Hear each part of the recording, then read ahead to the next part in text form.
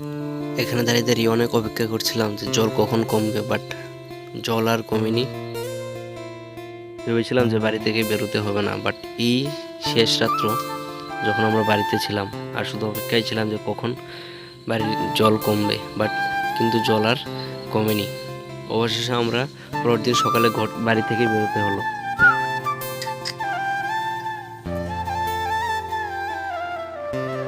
বাড়ি থেকে বেরোনোর সময় ভিডিও করতে এই সেই জায়গা যেখানে দাঁড়িয়ে ঘন্টার পর ঘন্টা অপেক্ষা করতাম কখন জল কমবে আর আমরা কখন বাড়ি ফিরব। এই জায়গাটার সাথে অনেক স্মৃতি জড়িয়ে আছে। অনেক অপেক্ষার পর অবশেষে কিছুটা জল কমলো আর আমরা বাড়ির দিকে রওনা দিলাম। চারিদিকে শুধু জল আর জল।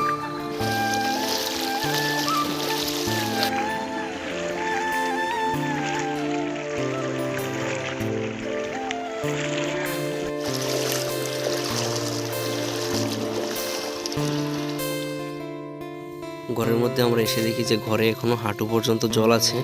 তারপর মা এখানে খাটের উপরে বসে রুটি রান্না করছে। নিচে কিন্তু ঘরের ফ্লোরের মধ্যে কিন্তু এখনো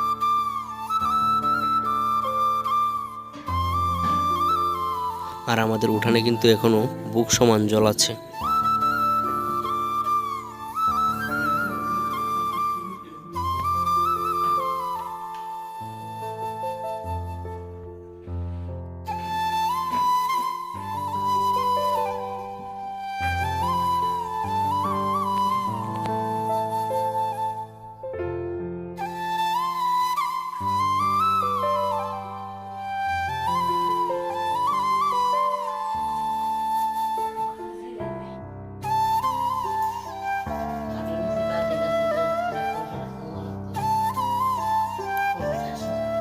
এর মধ্যে জিনিসপত্র আমরা যতটুকু পেরেছি সিলিংয়ের উপর সাজ্জার উপর রেখেছি।